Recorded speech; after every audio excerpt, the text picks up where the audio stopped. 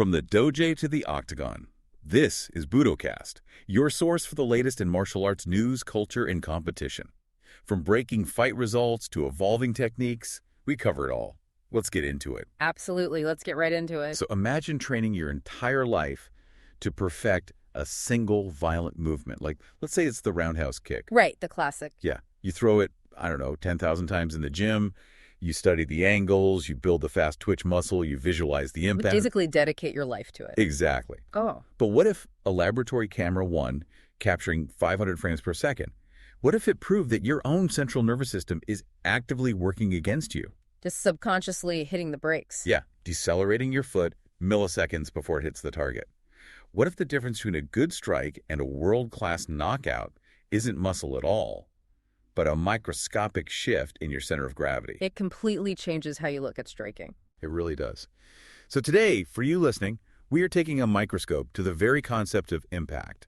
And I don't just mean the physical impact of bone on a heavy bag. Though we are definitely covering that. We are. But we're also looking at the commercial impact of billionaires going to war over your living room television. The cultural impact of women rewriting the rules of action cinema. And really importantly, the profound psychological impact of using combat to heal the invisible wounds of war. Right. It is a massive, multidisciplinary stack of material today. The mission of this deep dive is to show you how all these seemingly disparate threads like business, cinema, physics, mental health, they're actually all completely intertwined. Yeah, we're pulling from a pretty wild variety of sources to do this. We really are. We've got a breaking news report from CBS detailing a truly shocking weekend event, a deep dive industry analysis from Sports Business Journal. Plus a brilliant master's thesis out of Harvard University. Yep. And a military news release directly from DVEDS. And an incredibly extensive biomechanical study from the journal PLOS1. So we've got a lot of ground to cover. We better start digging in then. Let's start by setting the scene with the business of the blood sport. The weekend of May 16th and 17th, 2026. Oh, man. What a weekend. Right. This weekend marks an absolute seismic shift in martial arts entertainment. We are talking about the collision of massive legacy athlete returns and just utterly cutthroat corporate warfare. It was wild to watch unfold in real time. Netflix making its highly anticipated live MMA debut. Yeah, and the promotion behind it is MVP. But to headline this unprecedented global streaming event, they didn't bring in current champions. No, they went full nostalgia. They brought back two absolute pioneers of the sport. Ronda Rousey, who had been away from MMA for 9.5 years, and Gina Carano, who had been away for a staggering 17 years. I mean, the psychological and physiological weight of those numbers alone is just, it's difficult to overstate. Right, because the sport changes so fast. Exactly. When you step away from professional combat sports for a decade, let alone nearly 2 decades, you aren't just dealing with ring rust. The sport evolves at a blistering pace. The metagame completely changes. It really does. The cross-training becomes more sophisticated. And frankly, the expectations of the public warp into this kind of myth. Like, Carano is 44 years old now. Wow, 44. And her last mixed martial arts bout was in 2009 against Chris Cyborg. Yeah. That was an era when women's MMA was still fighting tooth and nail just to be considered a legitimate sanctioned attraction by state athletic commissions. They were just fighting for relevance. And Rousey, at 39, is the very person who subsequently kicked down the door of the UFC for women back in 2013. So putting them together on a platform like Netflix in 2026 wasn't just a fight. It was like a time capsule cracked open live for hundreds of millions of subscribers to see. And what actually happened when the cage door locked was almost surreal. I mean, the bell rings, and if you expected a prolonged tactical feeling out process between two veterans, you were very, very mistaken. Sorely mistaken. Rousey doesn't hesitate for a microsecond. She immediately charges across the canvas, tackles Carano to the mat, quickly maneuvers her hips into position, and secures her signature armbar. It was like watching a replay from 10 years ago. It really was. Carano taps out. The referee stops the fight. The official time, 17 seconds. 17 seconds of actual combat. Which, incredibly, marks Rousey's 9th career win in under a minute. 9th. That's just an absurd statistic. It is. It was a terrifying reminder of the absolute blitzkrieg style that made her a global phenomenon in the early 2010s. I mean, she didn't win by outpointing opponents. No, she just swarmed them. She won by overwhelming their central nervous systems before they even realized the fight had started. I have to say, the post-fight quotes were just as fascinating, if not more so, than the 17 seconds of grappling. Oh, absolutely. She seems so different. Right. In the cage, Rousey looked completely at peace. The broadcaster asked her if she ever considered dragging the fight out, maybe giving the fans a bit more of a show since they'd waited literally years for this. And her response was great. She laughed. She said, and I quote, "Hell no. My husband and my kids are watching me. I don't want to put them through anything more than I have to." That's a very real mom answer right there. It really is. She was highly respectful of Carano, too, saying she actively didn't want to hurt her, and she called the grappling sequence beautiful martial arts and art. Which is quite a shift from the old rowdy persona. Totally. And then she reiterated that this is truly the end. She said, quote, "There's no way I could end it better than this. I want to make some more babies, and I got to get cooking." Amazing. She explicitly stated her intent to permanently retire to her farm in Riverside and just leave the cage behind forever. It's a remarkably grounded perspective, Yeah. especially when you consider this is coming from someone who used to operate at the absolute red line of competitive anxiety. Yeah, her whole brand was hostility. Pure, unadulterated hostility. But as she told CBS Mornings leading up to the event, she had actually lost sight of what she loved about martial arts before her initial departure. It just became a job, a really stressful job. It had become purely about external validation and the crushing weight of an undefeated record. Coming back under these specific, highly controlled circumstances wasn't about proving she was still the most dangerous woman on the planet. Right, she already proved that years ago. Exactly. It was about reclaiming her own joy in the process of a training camp and an execution.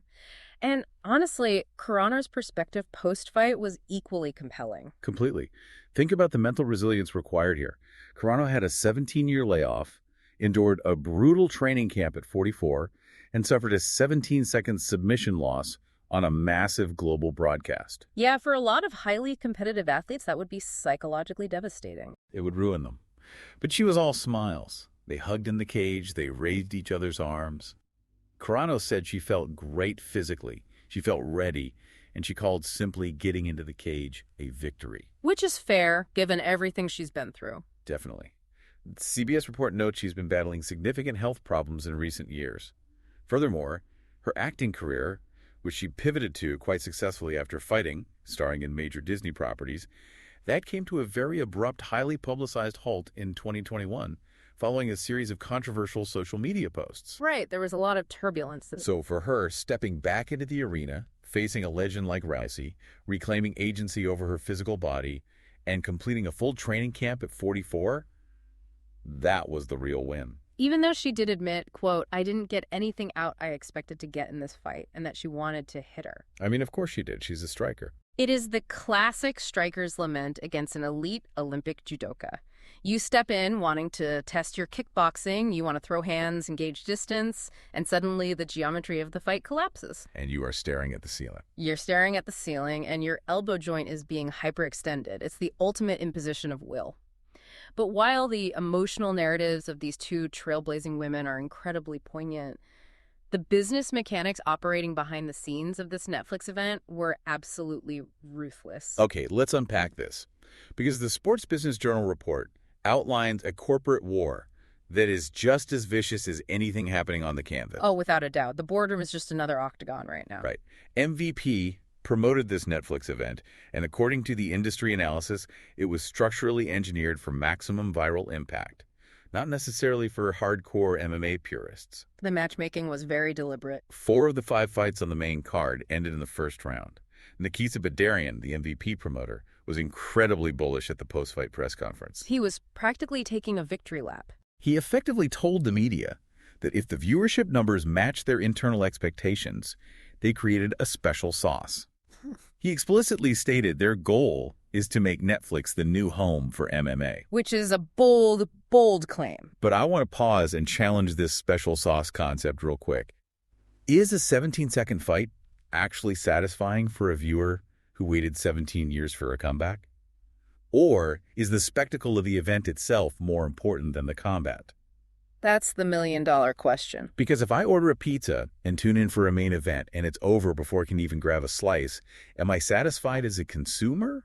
Or am I just participating in a fleeting cultural moment? Well, if we connect this to the bigger picture, you've just articulated the defining existential question of modern combat sports entertainment. You really have to separate the purist from the casual viewer. Right, they want very distant things. Exactly. For the hardcore fan, a 17-second finish might feel like a letdown because they want to see technical problem solving over 5 rounds. They want the chess match. But for the Netflix audience? For Netflix, the casual audience. The narrative build-up, the documentary-style promos, the iconic walkouts, the nostalgia, and the immediate, easily digestible viral clip of the finish. That is the product. Because you can share that on your feed instantly. Yes. A grueling, highly technical 25-minute grappling chess match between 2 unknown fighters.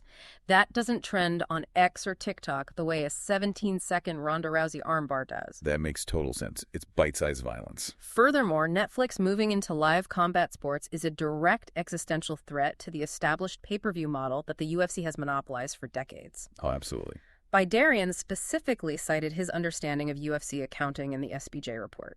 He knows exactly what they're aiming at. When you have hundreds of millions of subscribers globally who just have to open an app they already pay for. Right, no entering credit card numbers. Exactly. Rather than entering credit card info for an $89.99 pay-per-view, you completely change the paradigm of consumer access. You remove the friction. And the UFC historically does not tolerate threats to its monopoly. Which brings us to the ultimate counter-programming move by UFC President Dana White.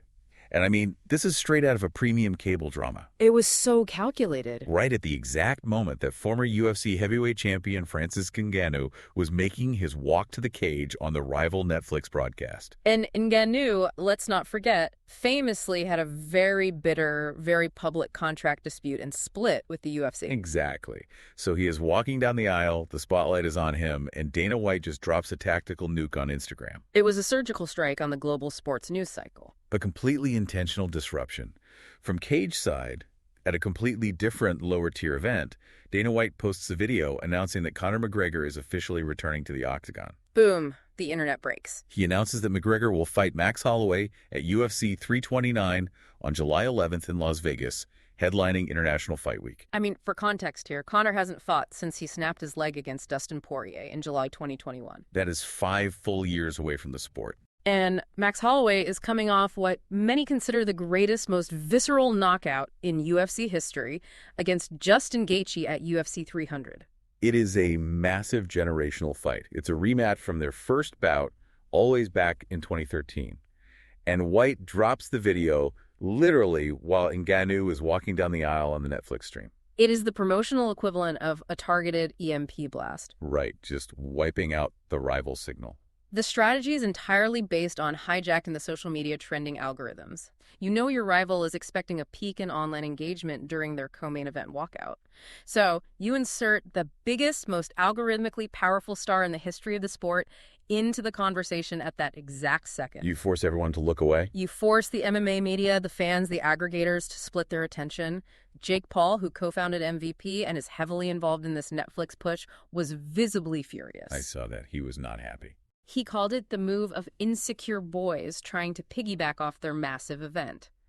Bidarian, playing the seasoned executive, was a bit more diplomatic. He even floated the idea of a future cross-promotional mega fight between Jake Paul and McGregor. Which feels like absolute fantasy booking right now, given the sheer animosity and the UFC's strict closed ecosystem policies. But it's wild to watch from the outside. It's high-stakes poker. It's exactly like aggressive network television counter-programming in the 1990s. It's like NBC airing a surprise commercial-free blockbuster movie. At the exact minute, CBS premieres a highly anticipated pilot episode. They just demand your eyeballs. Yep. It's a battle for attention. But it proves your point from earlier. Yep. Modern combat sports rely almost entirely on the gravitational pull of historical megastars. You need a Rousey, a McGregor, an Ngannou to anchor these massive broadcasting shifts. You need names that transcend the sport. Precisely. The infrastructure of the sport has grown. It's more professional, but it still requires mythological figures to sell it to the masses. And think about the history of those mythological figures. Because Ronda Rousey and Gina Carano headlining a massive global streaming event for hundreds of millions of people, That simply wouldn't have been possible without the trailblazing women who first proved that female martial artists could carry a blockbuster. Oh, completely. The foundation was laid decades ago. Pop culture had to accept women as lethal, highly capable heroes on a screen long before athletic commissions would legally sanction them to fight in reality. The transition from the celluloid ceiling of action cinema to the chain-link fence, the octagon, is a direct, undeniable lineage. It is a fascinating cultural through line, and this is where the academic research we reviewed provides such essential context. Right, the Harvard piece. Yeah, we're looking at a master's thesis from Harvard University by Kimberly Henry. It's titled Fighting Stance: Bruce Lee and the Emergence of Leading Women in Martial Arts Cinema. This research is vital because it intervenes directly in the overwhelmingly male-centric historical narrative of martial arts media. I noticed that immediately when reading the thesis. When you say martial arts cinema to the average person, 99% of them immediately think of Bruce Lee, Jackie Chan, Jet Li, or maybe Donnie Yen. Right, the Mount Rushmore of the genre is all male. Exactly. The academic and cultural research surrounding the genre is almost entirely dominated by the male perspective, the philosophy of Jeet Kune Do, and the lineage of Bruce Lee. But Henry's thesis intentionally shifts the camera. It really reframes the whole conversation. It foregrounds the female pioneers who had to carve out their own space in an industry that didn't just ignore them, but actively tried to limit their agency. Specifically, the thesis focuses heavily on two absolute legends, Cynthia Rothrock and Michelle Yeoh. And to truly understand the magnitude of their impact, you first have to examine the immense structural barriers they faced in the 1980s and 90s. It was a very different time. Henry's thesis points out that women in the martial arts genre were historically relegated to strictly subsidiary roles. They were the damsels in distress requiring rescue, or the supportive, passive romantic interests.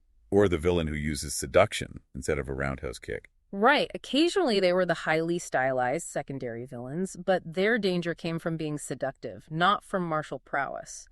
Even when they were allowed to execute fight choreography, they were held strictly to traditional, restrictive gender norms. But the most critical insight from the thesis, and this blew my mind, is the concept of temporary access. Yes, that is such a key phrase. The research argues that when women were cast in leading roles, they were routinely compared to their male counterparts and viewed by critics and audiences as only gaining temporary access to male traits. Like they were just borrowing them for the runtime of the movie. Exactly. They weren't allowed to inherently possess dangerous skills. They were viewed as women playing a man's game for a brief cinematic moment before returning to their expected societal roles. That concept, temporary access to male traits, is such a frustrating but illuminating lens to view media through. It really is. It's the implicit societal assumption that violence, physical agency, the capacity for destruction, and the ability to exact justice were inherently exclusively male properties. So if a woman on screen is executing a perfect, technically flawless jump kick to disarm a smuggler, the cultural assumption of the era wasn't, oh, she is a highly skilled martial artist. Right. It was, look at her acting like a man for this scene. The skill itself was gendered. The capability for violence was seen as borrowed, not owned.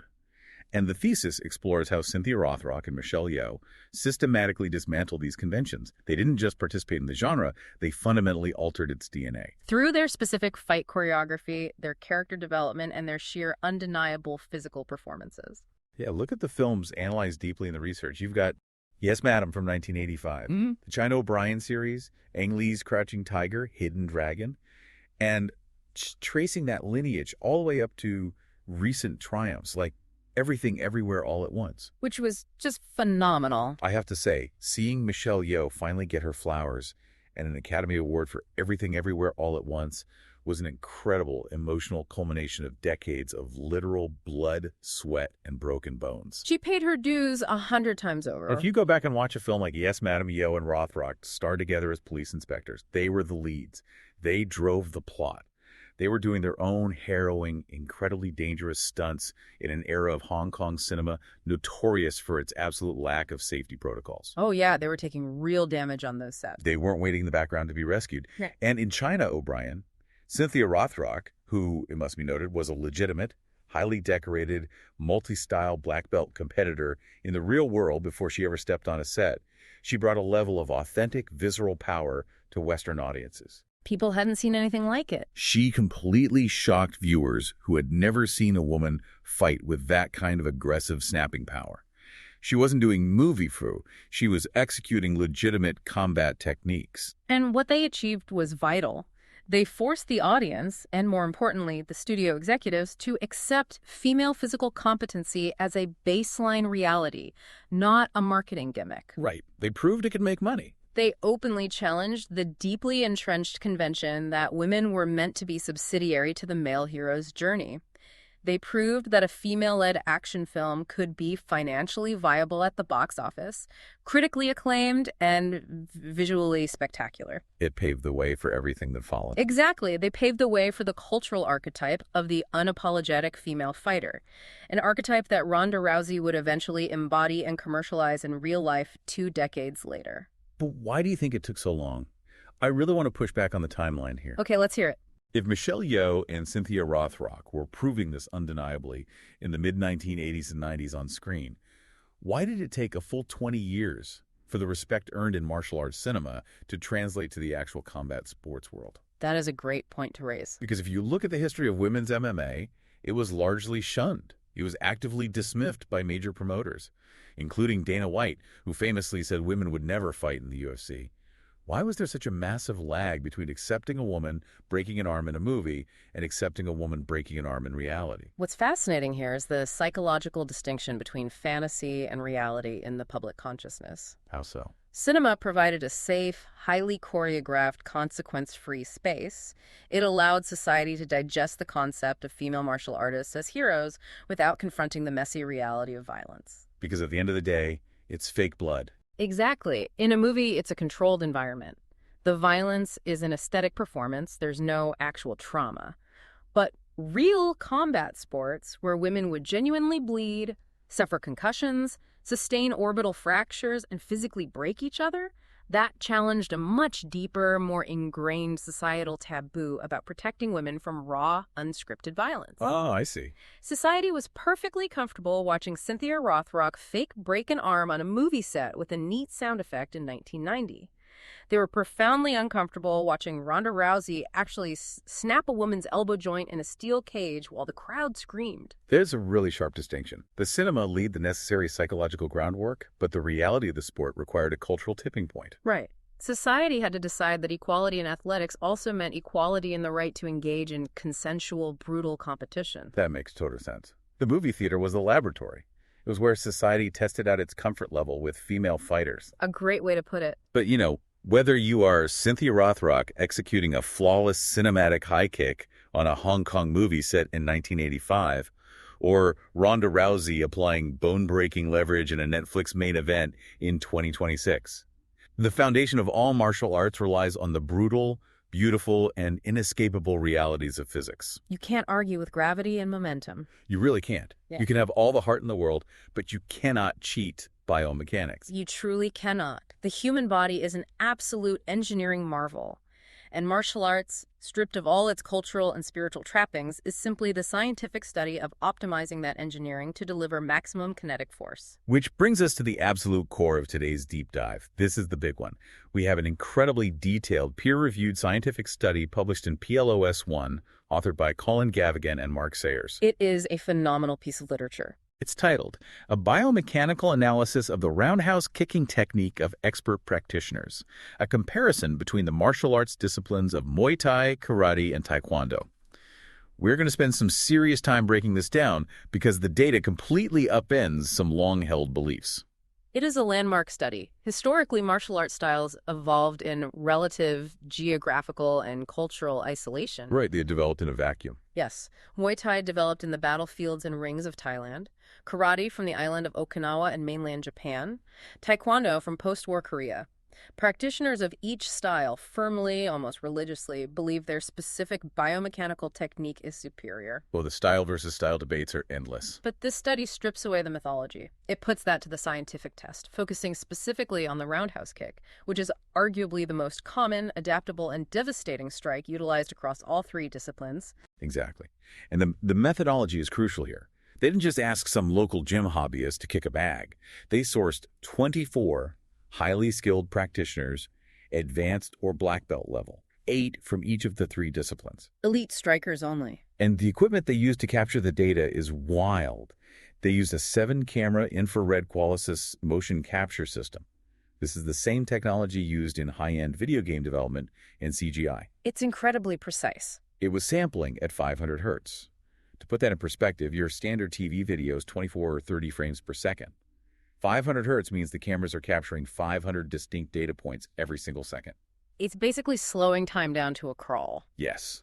They attached low-mass retroreflective markers all over the fighters' bodies.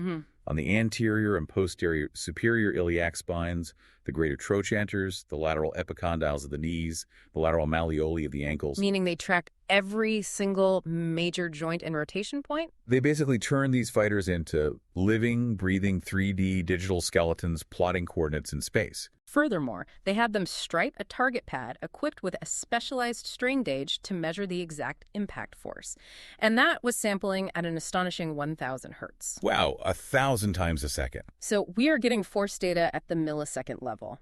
The target was positioned dynamically at the height of each specific participant's mastoid process. Okay, for those of us who aren't anatomists, the mastoid process is the bone right behind your ear, meaning they were kicking at exactly head height. They were measuring the biomechanics of a literal knockout blow. Yes, a high-stakes, maximum effort strike. And the researchers broke the entire complex motion of the kick down into 4 distinct temporal phases to analyze exactly where the power originates and how it is transferred. And those phases are preparation, chamber, extension, and recoil. Let's walk through those phases because the timing of them completely blew my mind. Right. Let's do it. Phase 1 is the preparation phase. This is measured from the exact moment the support leg's toe touches down and bears weight until the kicking leg's toe leaves the ground. It's the initial weight shift. Surprisingly, this only takes up about 6% of the total execution time of the kick. Just a tiny fraction. Then phase 2 is the chamber phase. For the toe leaving the ground until the knee of the kicking leg reaches maximum flexion and starts to extend, getting the weapon cocked and loaded. That's 14% of the time. Okay, so we're at 20% total so far. Phase 3 is the extension phase. From the start of the knee, extending until the exact moment of impact with the pad. This is the violent unleashing of the strike, the actual delivery of the payload, and it only takes 11% of the total time. Which leaves the 4th phase, the recoil phase. This starts immediately after contact with the pad ends and finishes when the kicking leg's heel finally returns to the ground, restoring a neutral stance. And this phase takes up a massive 69% of the total execution time. Wait, almost 70% of the duration of a roundhouse kick is just putting your foot back down on the floor. That's what the data says. That makes 0 sense from a combat perspective. If I leave my leg hanging out there for almost 3/4 of a second after a strike, a seasoned Muay Thai fighter is going to catch my leg, sweep my plant foot, and put me on my back. Right, you'd get punished instantly. Is this a flaw in the study's design because they're kicking static pads, or is it an unavoidable biomechanical necessity? It's an incredibly astute observation, and the researchers actually note this inherent limitation. It is largely an artifact of the laboratory setting. Ah, okay. In a live fight, as you said, leaving your leg out or returning it slowly is begging to get countered, taken down, or having your groin kicked. Fighters drill retraction constantly. But in a laboratory setting, kicking a static, heavily instrumented pad as hard as humanly possible, the primary objective changes. Because they know it won't hit back. Exactly. The fighters aren't worried about being punched in the face in return. They are subconsciously prioritizing maximum force generation. Consequently, they overemphasize the follow-through, driving entirely through the target, and take their time safely decelerating and resetting their balance. That makes sense. But critically, the temporal proportions of these phases were remarkably similar across all 3 styles.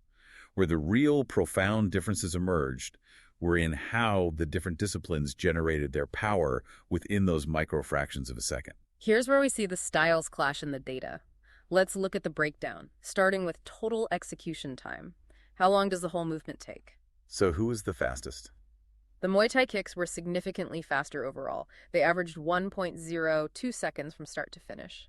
Taekwondo was the slowest at 1.54 seconds. Half a second difference. In the context of a fist fight, a half-second difference is an eternity. It's the difference between landing a strike and getting knocked out yourself. It really is. But it's the mechanics of the movement that are so radically different. Let's talk about knee velocity, the snap of the kick. This is exactly where the biomechanical signatures of the martial arts reveal themselves. The study measured the peak speed of knee extension during that critical phase 3. So the extension phase. Both karate and Taekwondo practitioners rely heavily on incredibly fast knee extension. The data showed karate fighters extending their knees at a staggering negative 947 degrees per second. Wow. Taekwondo was almost identical at negative 943 degrees per second. They are essentially whipping the lower leg out at lightning speed, relying on the quadriceps to fire instantaneously. But the Muay Thai fighters were way slower on the knee extension. They were only clocking negative 706 degrees per second. That's a massive, massive drop-off in limb velocity. So if their lower leg isn't whipping out as fast, how in the world are they generating the kind of knockout power that Muay Thai is famous for? Through the manipulation of the center of mass, or COM. Okay, break that down. The Muay Thai practitioners compensate for a slower knee extension by shifting their entire body weight dynamically into the strike. The study measured the vertical center of mass movement.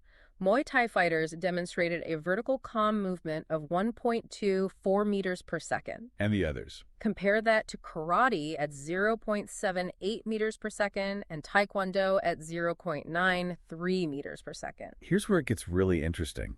Let me give you an analogy to help visualize this, because staring at the numbers can get dense. Yeah, visual analogies are always helpful here. Imagine the karate and Taekwondo kicks are like snapping a wet towel. You have this tight, highly controlled movement and then this explosive, lightning-fast extension at the very end. The sting, the power, comes purely from the incredible velocity at the tip of the towel. Exactly. But a Muay Thai kick is fundamentally different. It's like swinging a baseball bat. The knee doesn't snap out independently. Instead, the leg stays slightly more rigidly bent, and they are dropping their entire body weight, shifting their entire center of mass into the target. They aren't snapping a towel. They are throwing the whole heavy wooden bat at you. That is a perfect, biomechanically accurate visualization, and it explains the impact force data perfectly. When you look at the raw, absolute impact forces recorded by the strain gauge, they didn't differ significantly across the disciplines. They were all pretty close in raw force. Yeah, Taekwondo averaged 1,547 newtons of force. Muay Thai was 1,400 newtons, and karate was 1,211 newtons. So Taekwondo actually hit the hardest in absolute terms. Yes. However, and this is the crucial context, the Muay Thai practitioners involved in this specific study had significantly less overall body mass than the Taekwondo fighters. Oh, wow. So, when the researchers calculated the relative impact force, meaning how much power they generate per pound of their own body weight, the Muay Thai fighters were actually producing higher relative force. Because they throw their whole body into it. Exactly. They are incredibly efficient at transferring their smaller mass into devastating power through that dramatic center of mass shift. But the study didn't just highlight differences, it actively looked for the secret sauce. Regardless of whether you are snapping the towel like a karateka or swinging the bat like a nak muay, what makes a perfect kick across all styles? What do the absolute experts have in common when the camera is running at 500 frames per second? The researchers identified several universal performance indicators that dictate elite striking.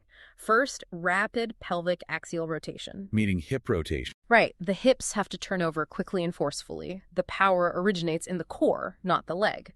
Second, rapid hip abduction, which is the ability to lift the leg effectively to target height while maintaining balance. But by far the most fascinating biomechanical concept they observed is the creation of what they call a tension arc. Yes, I loved this part of the study. Explain the tension arc, because it sounds like something out of structural engineering. It essentially is. The study draws a brilliant comparison to punt kicking in rugby or Australian rules football. Highly skilled kickers will actually tilt their pelvis backward, an anterior-posterior pelvic tilt, just milliseconds before the kicking leg swings forward. So they lean their hips back. Yes, and this creates a literal physical arc of tension across the front of the hip joint. It stretches the fascial system, the muscles, and connective tissues, like drawing back a heavy bowstring. Oh, that makes sense. When they combine that backward tilt with the sudden forward axial rotation of the hips, they maximize the elastic energy stored in the hip complex. The stretch reflex engages, which then violently whips the leg forward with devastating multiplied force. So you actively pull the hips back in the opposite direction to slingshot the leg forward. That kinetic linking is incredible. But the study also brings up this idea called the degeneracy concept in sports science. Ah, yes. And this blew my mind because degeneracy sounds like a massive insult. It sounds like you're doing something wrong, but it's actually a massive compliment to human adaptability, isn't it? What exactly does degeneracy mean in this context? It's a vital concept in advanced motor learning and kinesiology. Degeneracy in sports science is the phenomenon where even high-level experts display subtle, self-organizing movement differences to achieve the exact same violent outcome. Can you give an example? Think about it this way. You can have two master karate black belts. They are taught the exact same kata by the exact same master, and they have thrown the kick 10,000 times. But when you hook them up to the 500 hertz cameras, you see that fighter A might use 2 degrees more pelvic tilt, while fighter B relies on 3 degrees more hip abduction. But they both hit with the exact same force. Precisely. Their central nervous systems have subtly self-organized around their unique skeletal structures, previous injuries, and muscle lengths to achieve the exact same maximum impact force. It proves that the human body isn't a robot executing static lines of code. It's a highly dynamic organism constantly solving a complex physics problem in real time. It's neuroplasticity in action. The body finds the path of least resistance to deliver maximum damage, which brings up a huge, unexpected variable that the study acknowledges regarding how the brain protects the body, the deceleration phenomenon. This raises an important question about laboratory science versus the grim reality of the cage. Tell me about it. The infrared data showed that these expert practitioners were actually naturally decelerating their foot right before it made contact with the target pad. Even when explicitly instructed by researchers to kick as hard as physically possible, their brains recognized they were striking a static, immovable object, a heavy pad mounted on a steel rig. My brain says, no. Yeah. To avoid shattering the delicate metatarsal bones in their own feet, the central nervous system initiated an involuntary deceleration protocol milliseconds before impact. Which completely changes how you view a real fight. Think about how a live, moving target in the octagon changes the physics. When a professional fighter throws a head kick, they aren't hitting a static steel rig, they're hitting a human neck, which is designed to articulate. It gives way. They are hitting a head that will snap back, absorbing the force and giving way. There is no deceleration protocol in the brain because the target yields. The violence of a strike in a real fight is actually higher than what we can safely capture in the lab because the fighter's brain allows them to kick through the target rather than bracing for an immovable impact. Exactly. The laboratory gives us the precise architectural blueprint of mechanics, but the reality of the fight removes the body's natural safety brakes. It is absolutely wild to think about the complex mathematics and physics equations happening inside a fighter's brain subconsciously in a fraction of a second. But before we take this intense scientific theory back out of the lab and onto the mats, we need to take a quick break. Sounds good. Before we dive deeper, shout out to our sponsors. First up, Elite Sports, leaders in premium fightwear for BJJ and MMA. Whether you're rolling or striking, they've got gear built to move with you. Check them out at elitesports.com. And if you're a school owner looking to optimize your dojo's performance, you need to check out Lotus by Open Black Belt. It's the ultimate management software for tracking ranks, attendance, and billing. They're currently offering a free trial to our listeners. Streamline your business so you can spend more time on the mats. Visit openblackbelt.com to start your trial today. You can find links for both in the show notes. And if you've got a story, news tip, or questions, send it to us at Budocast.com. All right, let's jump back into it. Okay, we are back, and we are shifting gears significantly. We've spent this deep dive talking about the multi-million-dollar corporate warfare of Netflix and the UFC. We've talked about the cinematic history of women fighting for equality on screen, and we just spent 20 minutes literally breaking down the skeletal physics and destructive capabilities of a knockout blow. We covered a lot of destruction. We did. We've talked exclusively about the physical destruction inherent in martial arts. Now, we need to look at the exact opposite side of the coin. It's profound, well-documented capability to heal, to build resilience, and, quite literally, to save lives. It is the ultimate paradox of martial arts. It really is. The very tools designed and perfected over centuries to systematically break a human body are often the exact same tools required to piece a shattered mind back together. And this brings us to our final source, a fascinating report from the Defense Visual Information Distribution Service, or DVIDS, dated May 15th, 2026. Let's set the geographical and psychological scene here. This report comes out of Tapa Army Base in Estonia. Very important location. Now, for context, Estonia borders Russia. Being stationed there, especially in the geopolitical climate of 2026, is intensely high stress. You are quite literally deployed on the edge of the NATO frontier. The troops there are hypervigilant. They are on high alert 24/7. And into this high-stress, high-alert environment steps a group called the MMA Frontline Fighters. They are on tour via Armed Forces Entertainment. The group includes professional fighters Lee Stuckey, Lex McMahon, Yulai Diaz, Jose Shorty Torres, and Devin Moultrie. They spent 2 weeks touring the region, putting on a frontline clinic for U.S. Army soldiers and Estonian land forces. And if you just read the report superficially, it sounds like a standard morale-boosting physical training session. Right, like they're just getting a workout in. Yeah. The professional fighters are teaching the soldiers fundamental combat techniques: Brazilian jiu-jitsu, submission grappling, striking defense, and takedowns. They are sweating, rolling on the mats, learning how to choke each other out and manipulate joints. But the physical training is merely the Trojan horse. That's the perfect way to phrase it. The mental health mission is the actual primary objective. The deeper purpose here is using that extreme physical exertion, the same exertion we measured in the PLOS, one study, to build camaraderie, trust, and a strong sense of community away from the overwhelming, constant stresses of deployment. It's essentially exposure therapy through shared physical hardship. One of the lead instructors, Lee Stuckey, is doubly tied to a nonprofit organization called America's Heroes. And the statistics associated with his work are absolutely staggering. Stop what you're doing and listen to this. Through their programs, they have brought in over 13,000 veterans and first responders, and they have documented stopping at least 600 potential suicide attempts. Let that number really sink in for a moment. 600 lives saved, not primarily through traditional clinical therapy or pharmaceutical intervention, but through the mats. It's unbelievable. Stuckey has a quote in the report that perfectly encapsulates why this specific methodology works where others fail. He says, "We can get warrior to warrior instead of white coat to warrior." He talks openly about sharing his own personal struggles with PTSD and depression, getting on the mats with these soldiers and Marines, and physically breaking down their emotional walls through exhaustion. So what does this all mean? I want you, the listener, to really reflect on this paradox. Why does suffering through a grueling, painful, exhausting physical workout alongside someone often make it easier to talk about deep, hidden emotional trauma than sitting on a comfortable couch in a sterile therapist's office? It's a question we don't ask enough. Why is it that when you are physically exhausted, when you've just spent an hour literally trying to defend your neck from being choked by another human being, that the psychological armor finally falls off? This raises an important question because it is a profound physiological and sociological phenomenon. When you are in a clinical setting, the white coat environment Stuckey references, there is an inherent, inescapable power dynamic. Right. There's a doctor and a patient. There is a patient, and there is an authority figure. There is a sense of being evaluated, diagnosed, and categorized. For a hypervigilant soldier, that environment often triggers defensive mental posturing. They lock down. They treat it like an interrogation. Exactly. But when you are on the grappling mat, struggling for breath, tapping out to a submission, you are instantly stripped of your ego and your rank. You are rendered completely vulnerable in a purely physical sense.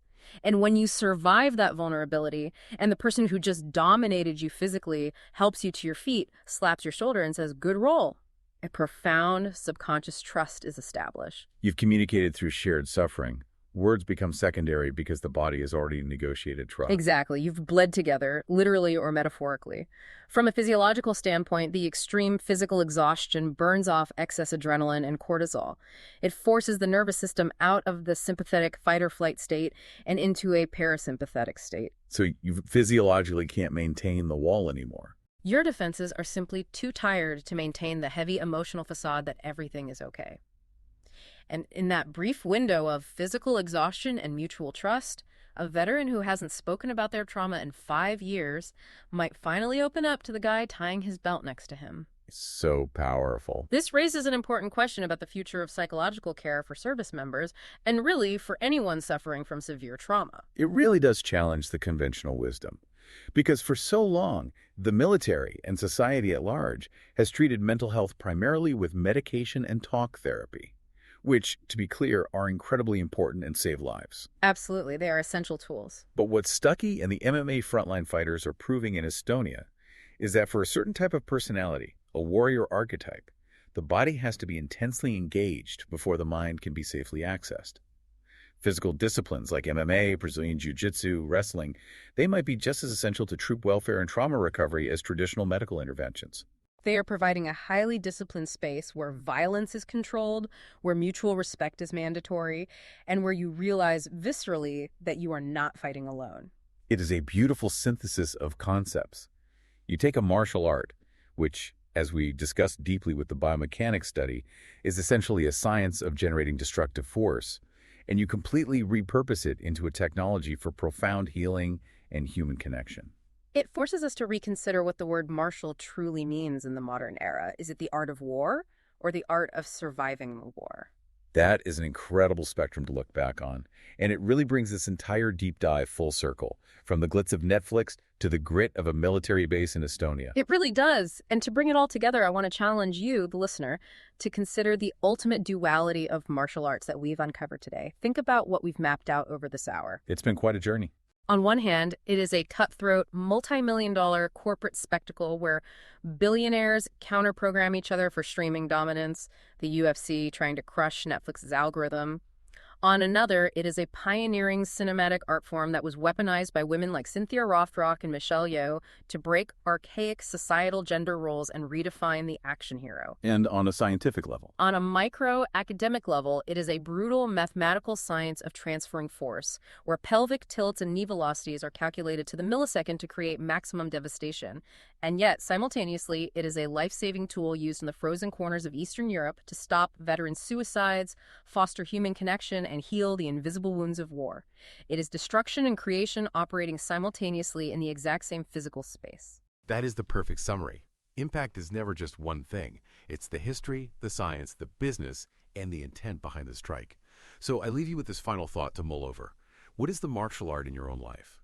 What is the difficult, disciplined practice, physical or otherwise, that you use to strip away your ego, connect deeply with others, and build your resilience when the world inevitably hits back? That's it for this episode of Budocast. Thanks for joining us as we break down the latest in martial arts. We'll be back soon with more news, stories, and insights. Until then, train hard, stay humble.